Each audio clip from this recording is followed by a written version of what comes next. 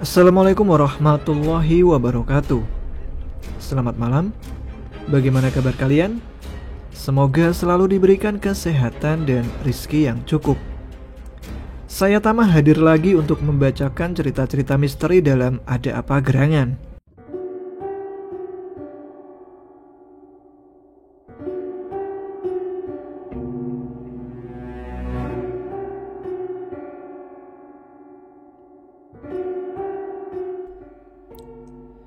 Assalamualaikum. Gimana kabarnya buat semua penggemar setia Ada Apa Gerangan? Semoga baik-baik saja ya. Sebelum saya bercerita tentang pendakian kali ini, saya mau meminta doanya untuk almarhum tetangga saya yang telah meninggal dunia pada hari Rabu tanggal 20 Oktober kemarin. Yang tadinya saya ingin melakukan penggalangan dana karena dia sakit komplikasi dan sudah tidak mempunyai ibu. Jadi tidak ada yang merawat dan hanya mengandalkan belas kasih tetangga. Namun ternyata takdir berkata lain. Dia harus meninggal di umur 17 tahun. Dan selang 1 hari kemudian, gantian, salah satu relawan yaitu sahabat saya meninggal dunia akibat kecelakaan bermotor.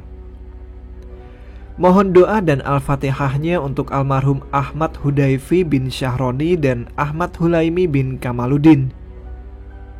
Amin dan terima kasih. Oh iya, mohon maaf saya baru selesai menulis cerita ini. Sempat saya begadang menjaga makam almarhum teman saya. Sampai-sampai saking bete-nya saya mendengarkan cerita channel Ada Apa Gerangan di kuburan. Mistisnya berasa, merindingnya lebih berasa. Kalau nonton di rumah udah biasa, coba deh kalian rasain sensasinya nonton Ada Apa Gerangan di kuburan. Menurut orang tua dan kepercayaan setempat, kami wajib menjaga makam teman kami karena teman kami meninggal dalam keadaan masih bujangan, rawan maling tali pocong. Buat para penganut ilmu hitam, ditambah meninggalnya malam Jumat. Oke, lanjut saja ke cerita pendakian kali ini. Oh iya, gua ini bukan penulis atau tukang ngarang. Cuman orang yang lagi gabut yang tadinya malas ngetik tapi malah jadi ketagihan ngetik. Sampai-sampai mengetik tagihan hutang. Semua cerita saya real pengalaman saya pribadi. Itu terserah Anda mau percaya atau tidak, hak kalian masing-masing. Ambil sisi positifnya dan buang sisi buruknya. Pendakian Gunung Guntur tanggal 6 Mei 2016. Yang akan gue sebutkan di sini hanya nama orang-orang yang berhubungan dengan cerita kali ini ya. Kala itu, Minggu tanggal 1 Mei 2016. Pagi hari yang cerah ditemani secangkir kopi hitam kesukaan gue. Ketika gue mau minum kopi, HP gue tiba-tiba bergetar. Wah, BBM dari siapa nih? Pas gue cek, ternyata pesan BBM dari Egi. Assalamualaikum do. Jumat tanggal 6 Mei ikut yuk ke Guntur buat backup peserta. Komunitas gua ngadain open trip nih. Kan lu sama Amoy yang udah pernah ke Guntur, jadi taulah treknya gimana. Gua pun lalu menjawab, wah gimana ya Gi? Gimana apanya? Jadi ikut gak? Tanya Egi memastikan. Bukannya gak mau ikut Gi, gua cuma ada duit 100.000 nih. Jawab gua ke Egi. Tenang doh, lu bayar setengah aja. Lu kan jadi panitia bayangan. Maksudnya jadi panitia bayangan gimana Gi? Tugas panitia bayangan hanya membackup peserta. Dan lu bawa carry sendiri dan alat-alat sendiri, kata Egi menjelaskan. Oh gitu Gi. Siapa aja yang ikut Gi? Amoy juga ikut kok do. Emang ada berapa Gi total peserta kalau gua ikut? Ama lu jadi pas 30 do. Terus naik apa ke sana? Naik truk do. Oh gitu. Yaudah deh, kalau gitu gua ikut Gi. Oke deh, gua masukin grup BBM ya do, kata Egi mengakhiri chat kali ini. Setelah mendapat kabar dari Egi, gue coba mastiin ke Amoy bahwa dia juga ikut ke Guntur. Bre, ikut ke Guntur bareng Egi emangnya? Barusan Egi ngajakin gue nih. Tanya gue ke Amoy. Oit, iya bre, gue ikut. Ayolah berangkat. Jawab Amoy semangat. Iya bre, gue ikut, disuruh jadi panitia bayangan katanya. Oh gitu, sama berarti sama gue bre. Oke deh, kalau gitu sampai ketemu hari H ya, kata gue ke Amoy. Singkat cerita, tibalah hari yang ditentukan dan dinanti-nanti. Jam 7 malam, gue BBM lagi Amoy untuk jalan bareng ke lokasi titik kumpul. Di mana bre? Tanya gue. Di rumah bre, lagi packing. Gue ke rumah lu ya? Ke rumah aja bre, satu motor berdua aja ya. Oke deh, meluncur. Jarak rumah gue ke rumah Amoy lumayan deket, cukup 10 menit kalau naik motor. Jam 7:20 malam, tibalah gue di rumah Amoy. Pada pintu rumah Amoy terbuka dan yang keluar ternyata malah bokapnya. Oh, Moy, ada Edo tuh nyamper, kata bokap Amoy. Malam om, sapa gue sambil melemparkan senyum. Iya do, silakan masuk do, kata bokapnya Amoy. Iya om, di luar aja, enak, ngadem, hehehe. Jawab gue cengengesan. 5 menit kemudian Amoy keluar. Sorry bre, lama ya nungguin gue, kata Amoy sambil salaman ke gue. Hehehe, udah biasa bre, jam karet lu mah, kata gue sambil nada bercanda. Ayo bre, kita berangkat, anak-anak udah rame di grup nanyain kita. Ayolah. Kami berdua bergegas berangkat menuju titik lokasi kumpul. Jam 9 kurang, tibalah kami berdua di titik kumpul. Gue yang masih di atas motor yang masih berjalan menyapa mereka yang udah pada kumpul. Halo guys, berjumpa lagi bersama saya, Edo, dengan nada bercanda. Spontan teman-teman gue langsung ketawa. Nih dia nih, si jam karet, tukang ngaret, kata Egi. Haha, kayak gak tahu kita aja Gi, jawab gue sambil cengengesan. Oh iya, taruh tuh motor lu di kampus, kata Egi ke gue. Oh, oke Gi, jawab Amoy singkat. Oh iya, sedikit info aja. Amoy dan Egi teman seperjuangan waktu kuliah dulu, sama-sama eskom, sarjana komedi katanya. Mereka berdua kebanyakan makan bumbu Indomie gak pakai mie. Jam 9:30 kami berangkat dari halte bis yang ada di depan kampus Amoy. 3 jam perjalanan tibalah kami di rest area. Kami beristirahat dan sekedar ngopi. Setelah kami beristirahat 10 menit, kami lalu melanjutkan perjalanan. Singkat cerita, jam 5:30 pagi tibalah kami di pom bensin Citiis Garut. Gerbang menuju ke basecamp Gunung Guntur untuk sekedar istirahat sebentar karena ada peserta minta izin untuk ke toilet. Setelah selesai kami pun lanjut perjalanan menuju basecamp Guntur. Gak perlu waktu lama, 10 menit dari pom bensin Citiis tibalah kami di basecamp. Cukup dekat memang jarak dari pom bensin ke basecamp. Gugun menginstruksikan ke peserta, silakan yang mau ganti pakaiannya ganti dulu, dan yang mau makan silakan makan dulu. Jangan lupa jas hujan. Kalau yang lupa bawa silakan beli dulu, itu di warung yang sudah menyediakan. Oh iya, jam 7 udah harus siap ya. Sesuai jadwal kita sudah mulai pendakian, kata Gugun ke peserta. Kompak peserta mengiyakan. Beberapa waktu berjalan. Ayo, udah mau jam 7, siap-siap, kata Gugun menginstruksikan ke peserta. Kumpul.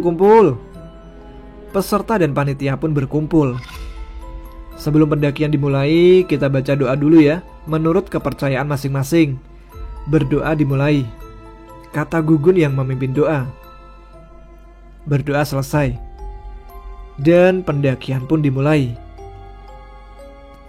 10 langkah berjalan, kami ditawari truk pengangkut pasir Gunung Guntur. Dan kami pun mengiyakan. Semua peserta berjumlah 30 orang naik dalam satu truk, yang sebetulnya sih melebihi kapasitas. Ketika ketemu jalan yang ancur, kami merasa naik wahana Dufan. Sebetulnya sih gue takut waktu itu. Keinget tragedi di Gunung Guntur. Gue sempat dapat info ketika turun dari Cikuray, yaitu pada tahun 2014 lalu, truk pengangkut pasir ini terguling. Menurut infonya, mereka mengangkut orang melebihi kapasitas. Padahal saat itu yang naik cuma 23 orang. Bagaimana kita yang 30 orang? Ketika itu 12 orang diketahui luka-luka, tapi alhamdulillahnya tidak ada korban yang meninggal. 5 menit kami naik truk pengangkut pasir. Waktu itu kami memakai jalur kiri, yang jalurnya nanjak terus dan pohon pun tidak tinggi. Karena Gunung Guntur bisa dibilang cukup botak alias pohonnya tidak lebat dan tinggi. Singkat ceritanya, pada jam 10 pagi kami beristirahat dan minum kopi. Cukup lama memang perjalanan kami, karena saking banyaknya orang. Maklumlah open trip soalnya. Oh iya, sekedar info. Dulu Gunung Guntur ini masih boleh ngecamp di Puncak 1. Tapi sekarang udah tidak diizinkan lagi ngecamp di Puncak 1. Karena sering ada pendaki meninggal dunia disambar petir di sana.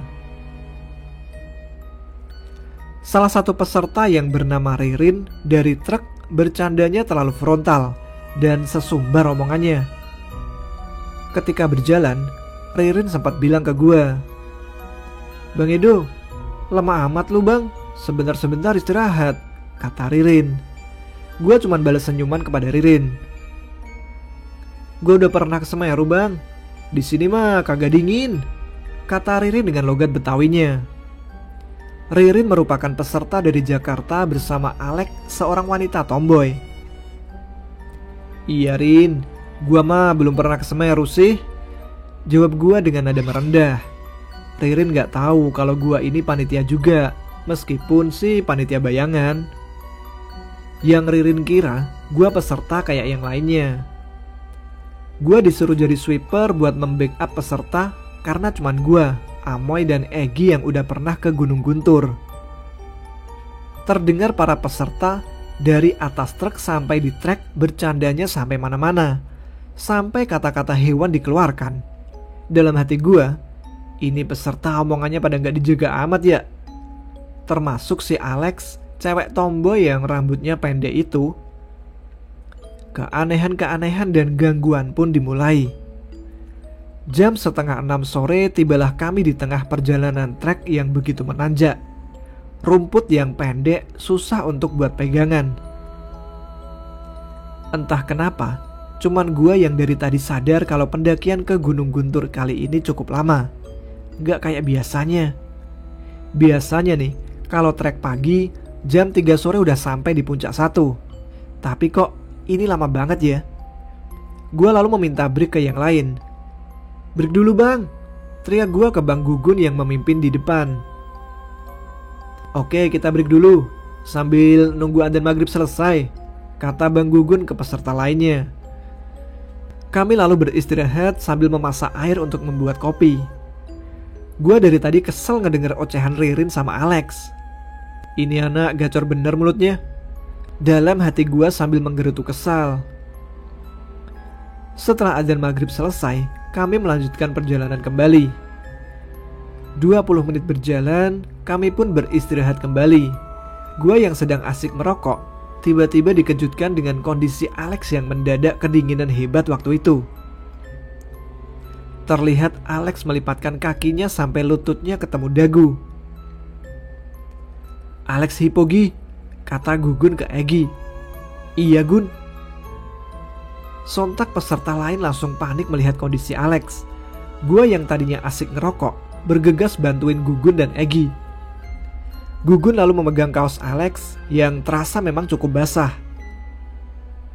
"Harus diganti Gi, bajunya sama celananya. Kasian udah pada basah, kata Gugun ke Egi. Egi langsung meminta peserta wanita untuk melepaskan kaos dan celananya. Duh, tolong ambilin pakaian Alex di atas daypacknya, kata Egi menyuruh gue.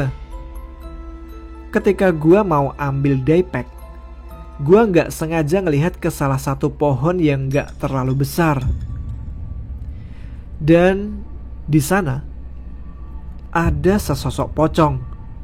Tapi pocong ini terlihat berbeda. Tali pocong yang bagian atas diikat, sedangkan yang di bawah gak diikat, jadi kainnya terurai. Matanya seram, mukanya hancur dipenuhi belatung. Serem pokoknya. Seketika langsung gue buang muka ke bawah karena gue gak mau lihat mukanya yang serem. Gue langsung ngasih pakaiannya Alex tanpa nengok ke arah Egi. Muka gue masih nunduk ke bawah. Lu kenapa doh? Kok sampai nunduk gitu muka lu? Tanya Egi memastikan. Gak apa-apa Gi. Ani, salah satu peserta lain, tiba-tiba nanya ke gue. Lu lihat juga bang, kata Ani ke gue. Kok lu tahu sih nih? Jawab gue pelan. Sebelum lu lihat, gue udah lihat duluan bang. Makanya gue kagak mau ngelihat arah pohon itu. Lu malah ngeliat ke sono, kata Ani ke gue. Kan gue kagak tahu nih. Kalau tahu, mana mungkin gue mau lihat itu lontong, pocong. Egi lalu meminta Ririn untuk memakaikan pakaian Alex. Rin, pakein baju sama celananya nih, kata Egi ke Ririn. Kagak mau dah gue, ogah amat. Kan gue bukan panitia, jawab Ririn dengan nada kesal. Yaudah sini bang, biar gue aja, kata Ani sambil memotong pembicaraan. Setelah setengah jam kami mengurus Alex, alhamdulillah Alex kembali membaik. Gimana Lex? Udah baik kan? Udah siap naik lagi gak? Egi memastikan kepada Alex. Iya bang, udah mendingan. Makasih ya bang. Yang lain juga maaf udah ngerepotin kalian, kata Alex si cewek tomboy. Kita lanjut jalan setelah adzan Isya ya, kata Egi ke yang lainnya. Duh, elu sama Amoy tolong backup Ani, Irfan dan 3 peserta lainnya ya, kata Egi sambil menunjuk ke arah peserta lain. Oke Gi, siap, jawab gue singkat. Gue duluan do sama yang lain, kata Egi ke gue. Oke Gi, biar gue jadi sweeper lagi. Setengah 8 malam, Egi izin pamit melanjutkan perjalanan. Katanya sudah kelamaan di jalan, karena agar cepat sampai di puncak 1, biar bisa buka tenda dan masak untuk para peserta. Oke Gi, hati-hati, kata gue ke Egi. 10 menit kemudian, gue menyuruh rombongan kedua untuk lanjut jalan. Amoy dan yang lain mengiyakan. 10 langkah kami berjalan, Ani minta break sebentar.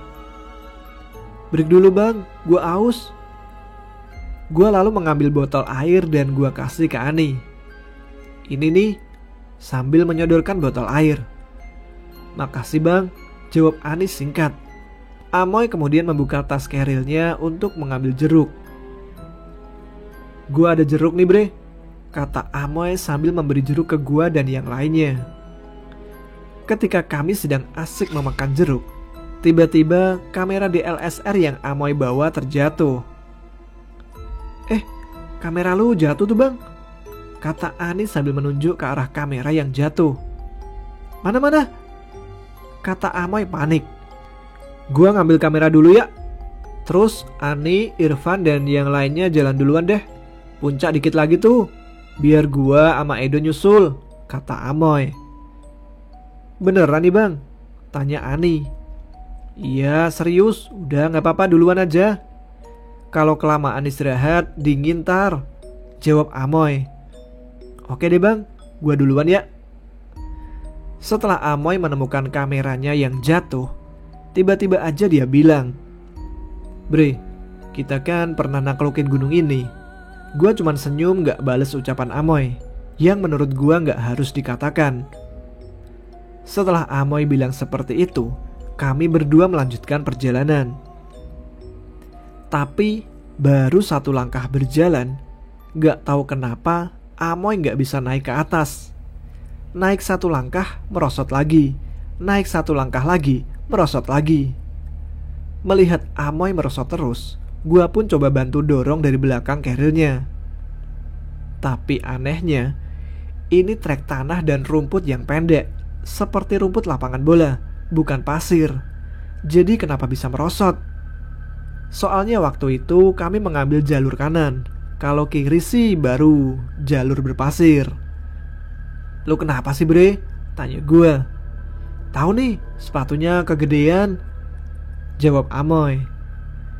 Padahal itu sepatu punya dia sendiri, masa sih bisa kegedean? Dalam hati gue sambil berpikir, udahlah, pikir positif aja. Gue lalu menawarkan sepatu gue yang modelnya mirip sepatu safety dan gak berat. Sini bre, tukeran sepatu lu sama sepatu gue. Enggak gue kagak biasa pakai sepatu begituan. Duh, sombong amat Amoy, mentang-mentang sepatu gue murah, kata gue dalam hati sedikit kesal. Ya udah deh bre, gue dari tadi masih coba dorong-dorong dia supaya bisa melangkah ke depan, tampaknya sia-sia. Amoy yang sudah pasrah sambil rebahan ke arah gue seperti orang tidur di kasur. Gue dan Amoy saling membelakangi. Posisi gue masih berdiri, sedangkan Amoy tiduran sandaran ke gue. Gila si Amoy, bisa ya tidur begitu? Ini treknya nanjak terus. Mudah-mudahan sih gak merosot nih anak, pikiran gue dalam hati. Amoy lalu bangun dan mendadak lapar. Bre, gue lapar. Bentar, coba gue buka keril gue isinya apaan. Soalnya yang ngisi keril gue Egi tadi pas di base camp. Gue lalu coba buka keril, ternyata cuma ada mie instan. Ada mie doang nih. Yaudah, gak apa-apa, gerus aja, jawab Amoy. Lalu mie gue kremes untuk dimakan mentah. Gue langsung menyodorkan mie ke Amoy. Nih bre. Pas Amoy makan, langsung dia muntahin mie-nya. Alat bre mie-nya, kata Amoy. Sombong amat nih Amoy. Dalam hati gue sedikit kesal. Di sini gue benar-benar diuji kesabaran gue. Mau makan apa bre? Cuman itu doang di keril gue. Tiba-tiba Amoy menyuruh gue minggir. Awas bre, itu ada orang yang mau lewat, sambil menunjuk ke belakang gue. Gue spontan langsung menengok ke belakang, tapi gak ada orang yang mau lewat. Mana? Gak ada orang bre. Ada, beneran, sumpah. Tadi dia bawa keril, tas hitam, sama topi hitam. Pokoknya pakaiannya serba hitam. Tapi dia jalan sambil nunduk. Beneran. Barusan gue gak lihat ada apa-apa. Gue lalu menengok ke arah puncak. Gila, masih jauh puncaknya. Gue mulai sedikit panik mesti gimana. Sedangkan kami berdua rombongan terakhir. Gue lalu coba teriak untuk meminta pertolongan ke panitia. Gun!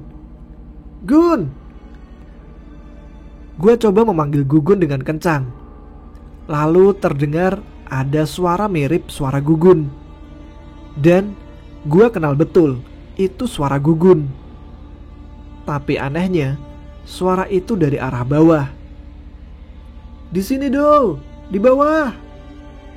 Padahal rombongan pertama udah duluan dari tadi.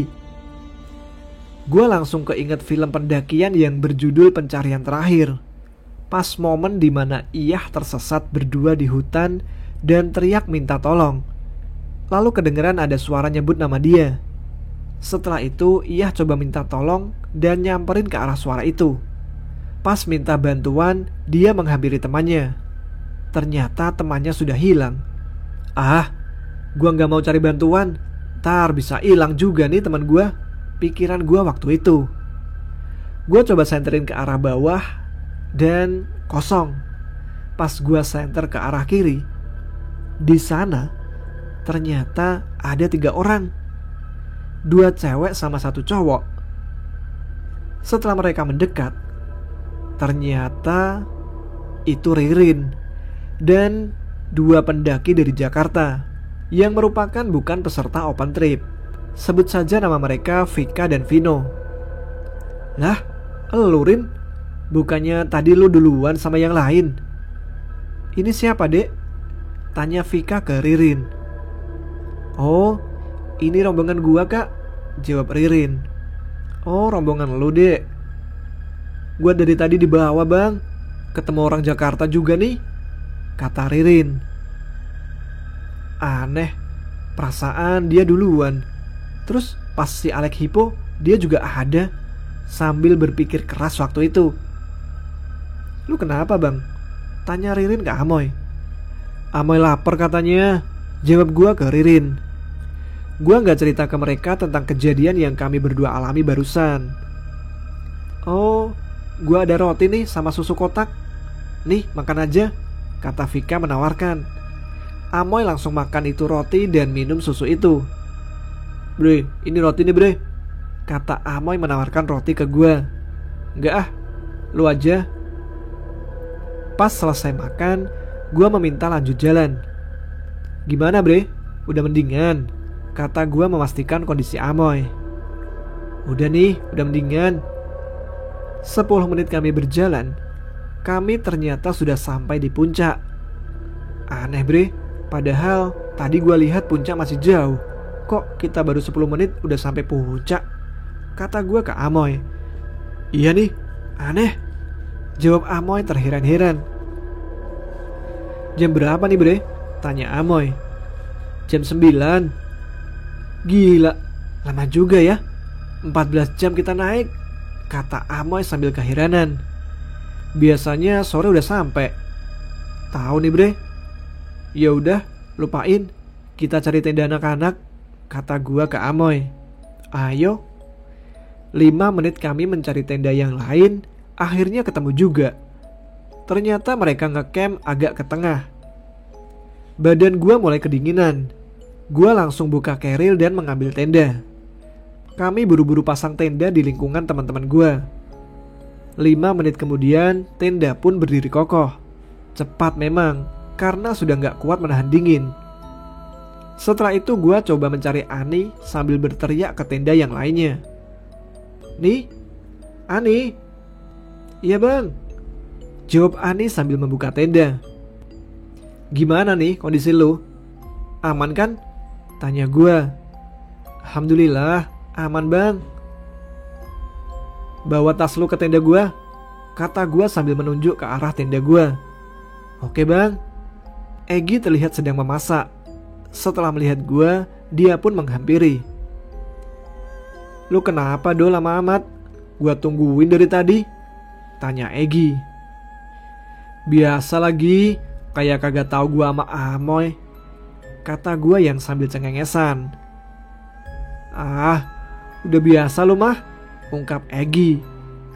Gi, gua balik ke tenda ya. Ya udah Do, entar kalau makanan udah jadi gua ke tenda lu, kata Egi. Makasih Gi, kata gua sambil bergegas pergi. Pas gua sampai tenda, Amoy ternyata udah tidur pulas. Ya, nih anak kebiasaan, kalau tenda udah beres langsung molor aja. Kami satu tenda cuman bertiga. Ada gua, Amoy sama Ani.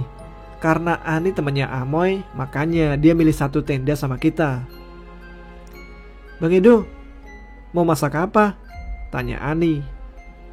Mau masak air panas nih. Bang, gua lapar, minta tolong bikinin mie bisa? Mie apa nih? Mie air aja, Bang. Mie kuah maksudnya, jawab Ani sambil bercanda. Bisa aja lu nih. Gua yang sedang asik memasak dan sambil ngerokok sebatang, tiba-tiba ada yang buka tenda. Ternyata itu Egi. Duh, nih makan sono, udah jadi tuh makanannya, Egi menawarkan ke gua. Amoy bangunin aja tuh, kata Egi.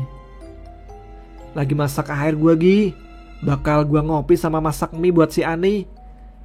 Yelo, Udah gue siapin buat lu bertiga malah masak mie. Kata Egi dengan nada sedikit kesal. Hehe, Slogi, tar gue nyusul, jawab gue sambil nada cengengesan. 5 menit kemudian mie dan kopi selesai gue bikin. Bre, bangun, makan nih, udah gue siapin, kata gue sambil menggoyangkan badannya Amoy. Iya, udah duluan aja lu, jawab Amoy sambil matanya merem. Nih anak. Ya udah nih, kita aja yang makan yuk. Mungkin Amoy kecapean, ngantuk kali, ungkap gue ke Ani. Oke deh bang, gue udah lapar nih. 2 menit mie pun sudah ludes tanpa tersisa sedikit pun. Cepat memang, hawa dingin dan lapar soalnya. Ketika itu gue sedang asik nyeruput kopi. Bang, lu lama amat. Tadi gue nyampe jam 8. Tanya Ani ke gue yang sambil nyeruput kopi. Iya nih, tadi ada sedikit problem. Gue mau cerita takutnya lu down. Ketika gue ngejawab pertanyaan Ani, tiba-tiba ada suara dari luar yang berteriak-teriak. Ada apa tuh? Kenapa tuh bang? Tanya Ani ke gue sambil keheranan. Gue langsung buru-buru keluar tenda. Kenapa Gi? Tanya gue ke Egi. Kesurupan doh. Suara itu dari tenda cewek. Gue coba bantu keluarin ya Gi. Sedikit-sedikit insya Allah gue bisa, ungkap gue ke Egi. Ya udah doh, masuk aja. Semoga gak kenapa-napa. Yang di tenda gue boleh masuk gak? Kata gue sambil sedikit membuka resleting tenda.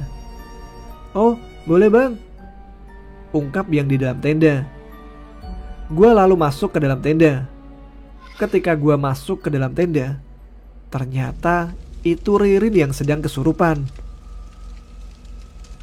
Mau apa kamu kesini? Kata Ririn dengan nada seram dan serak. Posisi Ririn seperti orang yang sedang bersila sambil kedua tangannya memegang pinggangnya.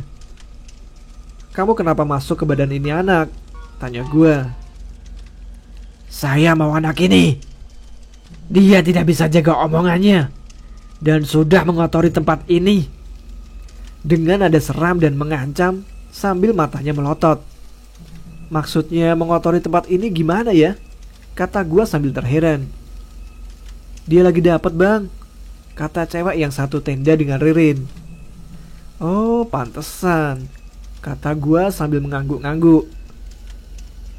Ya sudah, tolong maafin anak ini, biar buat jadi pelajaran dia.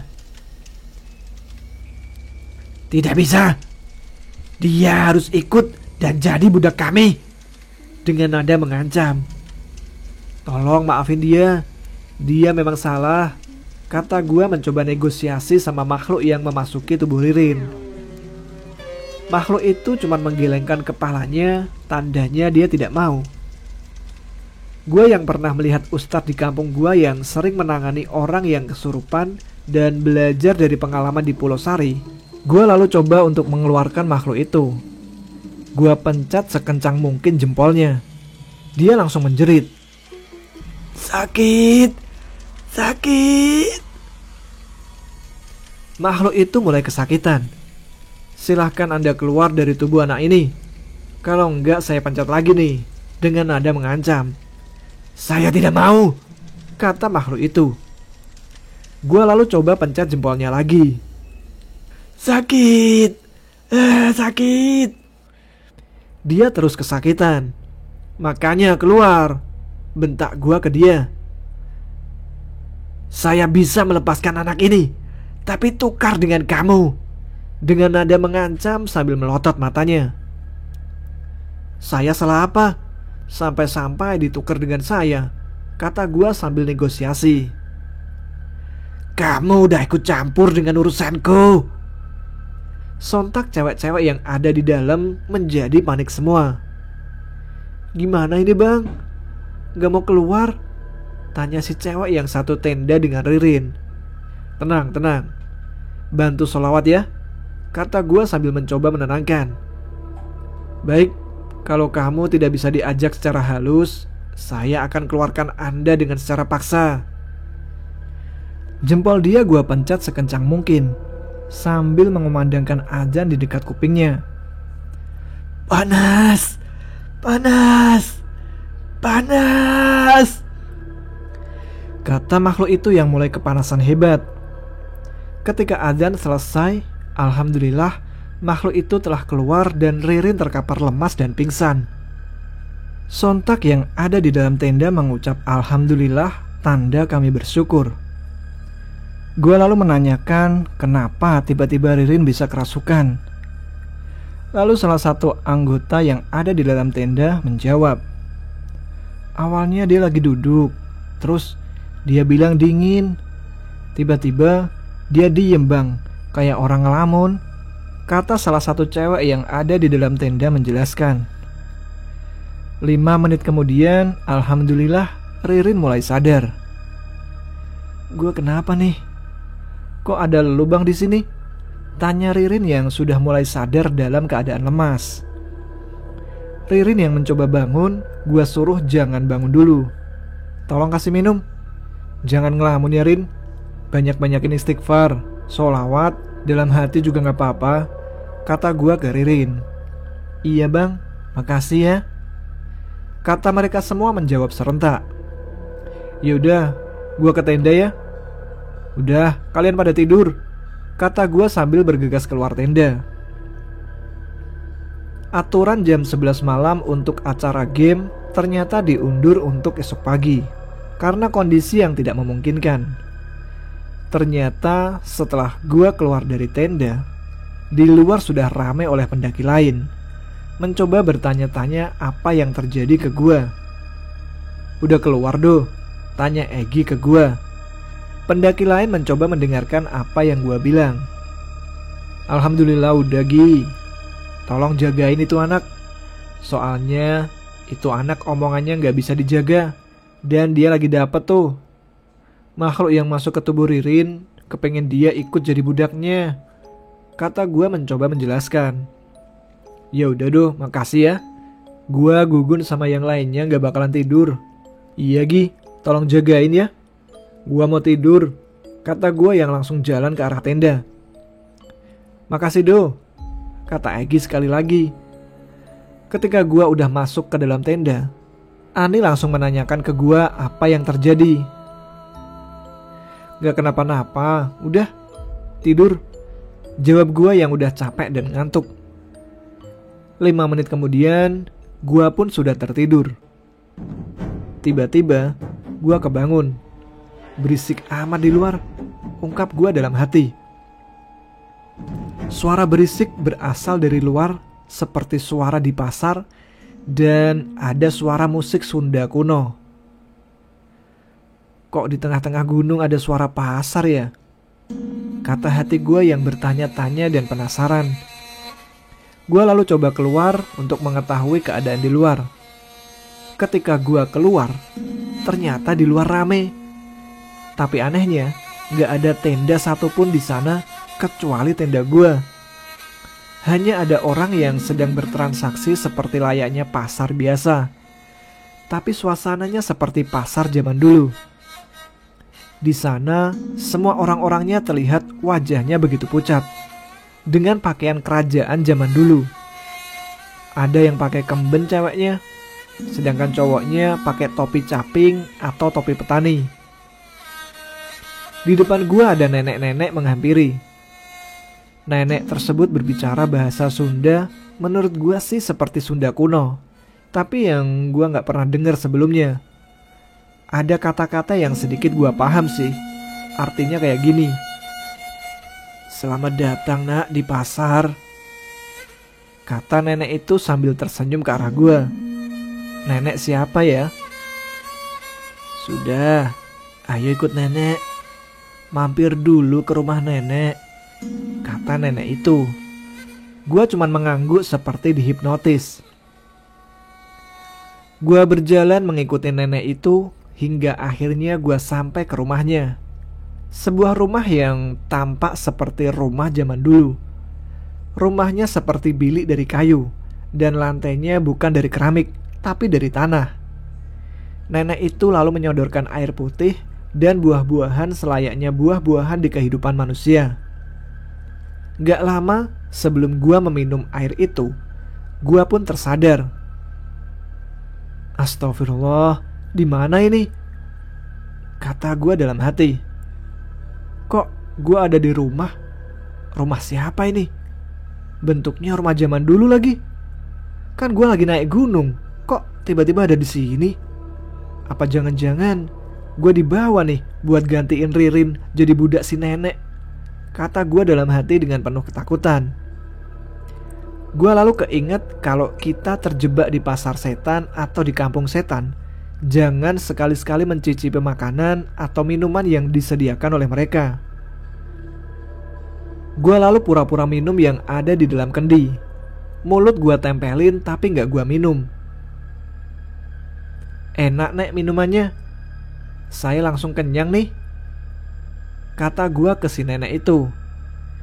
Buahnya dimakan sambil menunjuk ke arah apel. Terima kasih nek, saya sudah kenyang, jawab gua sambil tersenyum. Lalu nenek itu pun masuk ke dalam dapur.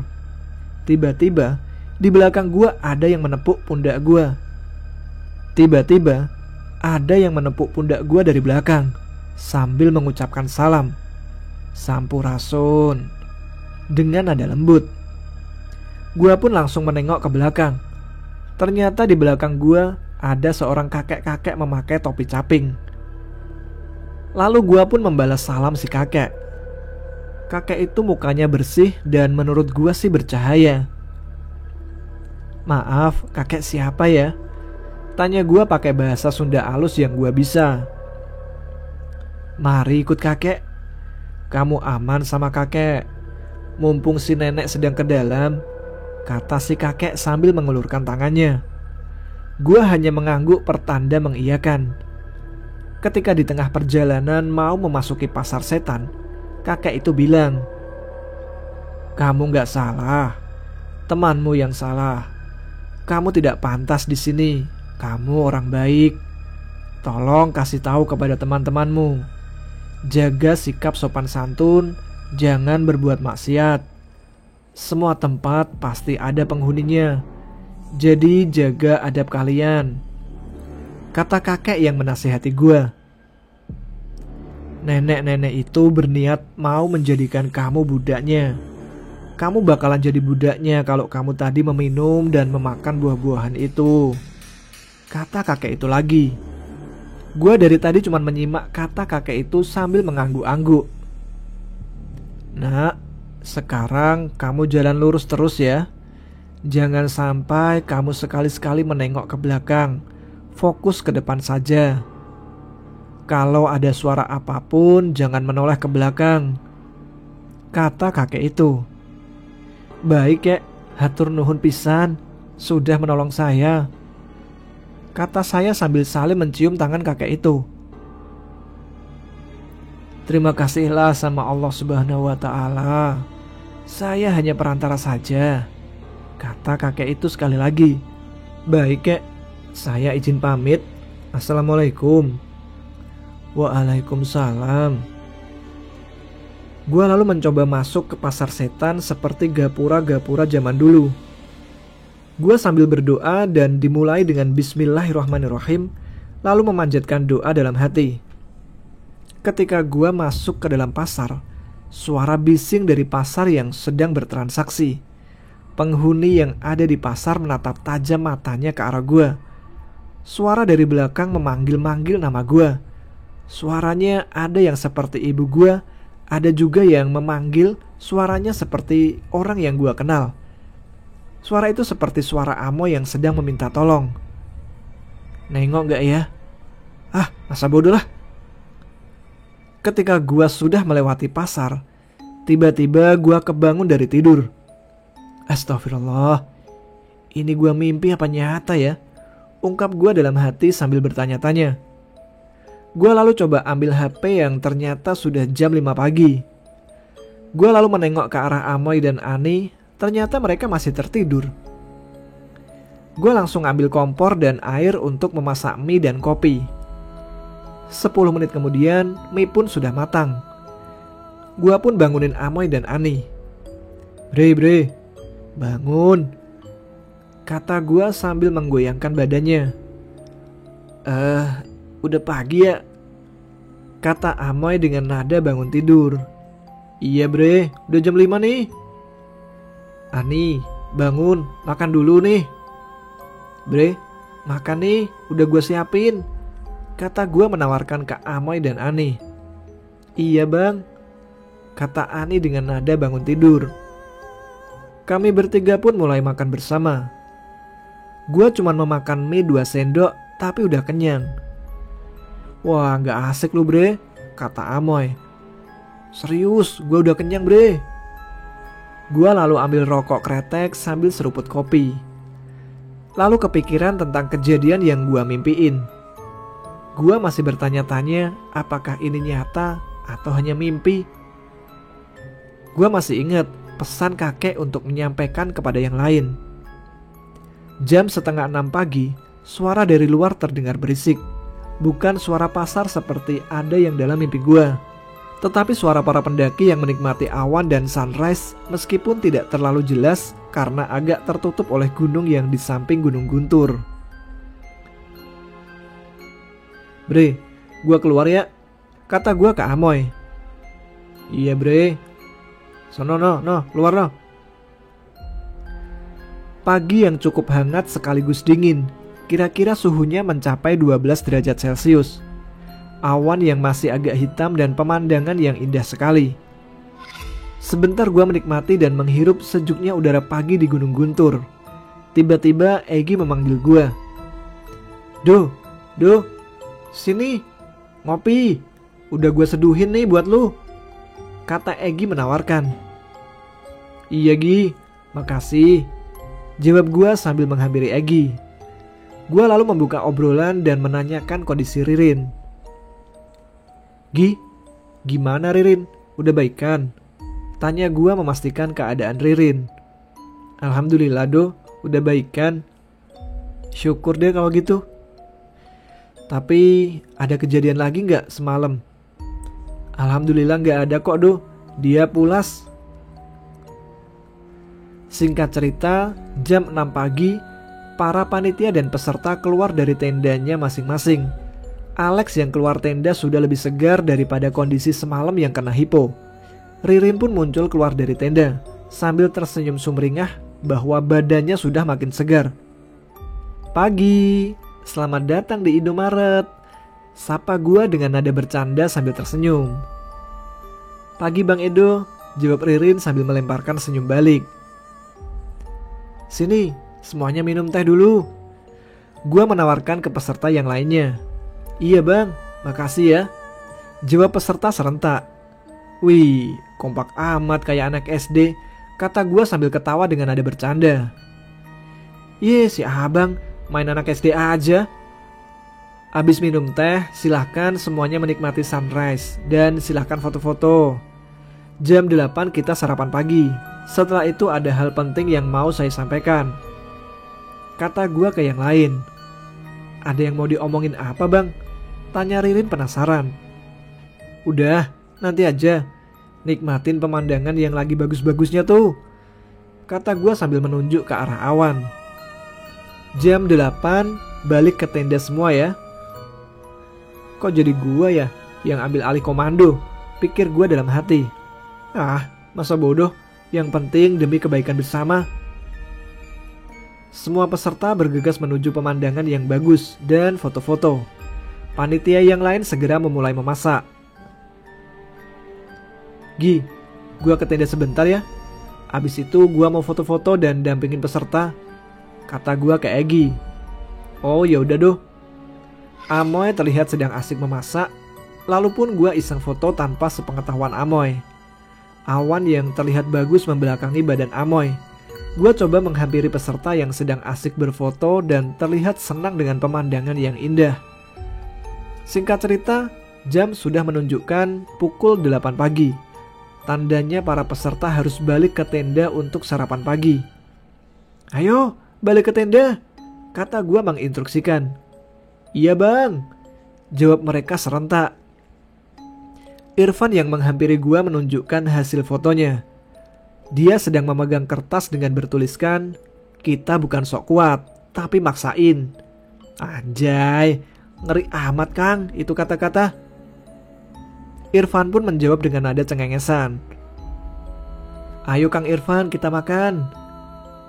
Semua sudah berkumpul di tengah yang dikelilingi tenda dan di atasnya ada flysheet. Ayo semuanya makan dulu, kata Egi menawarkan ke yang lain. Singkat cerita, jam 8:30 kita pun selesai makan.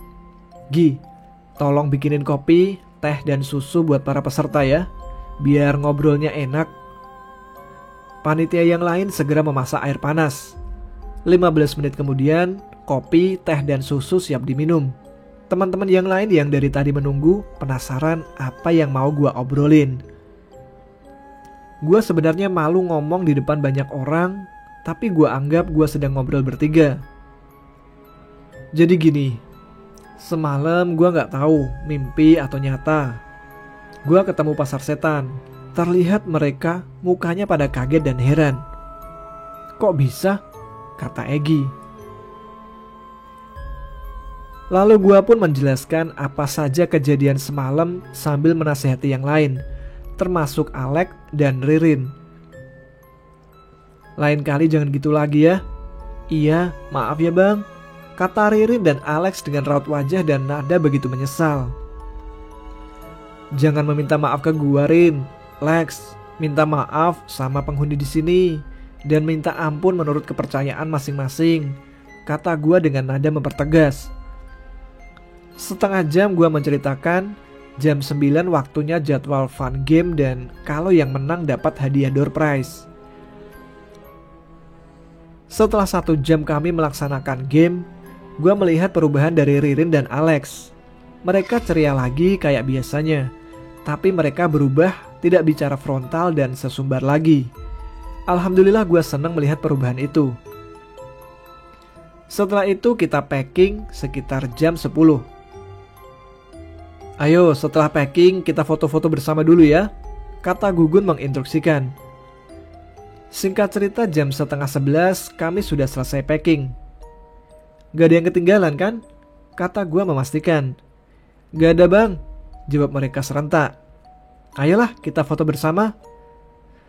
Setelah kami selesai foto, kami memanjatkan doa yang dipimpin oleh Bang Gugun.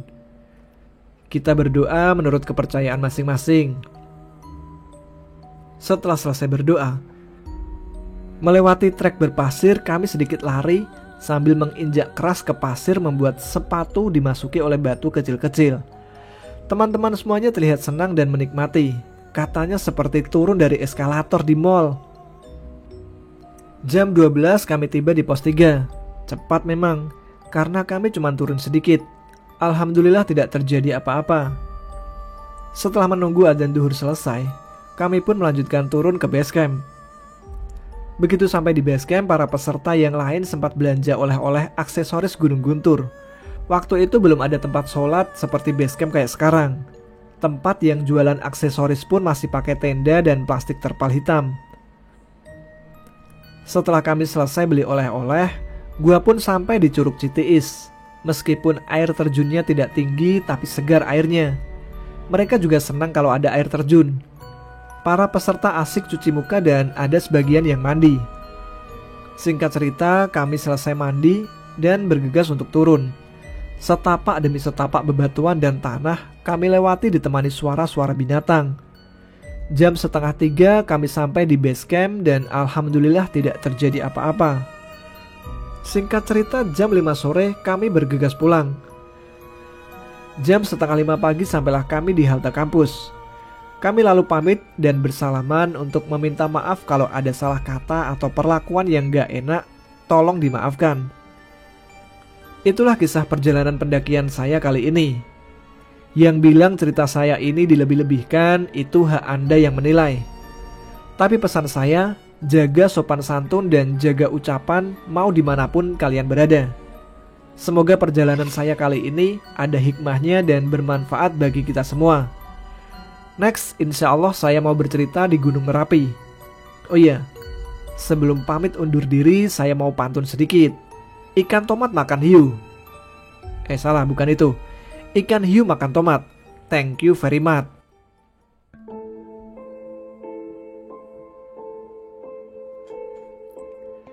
Terima kasih Mas Edo untuk cerita kali ini.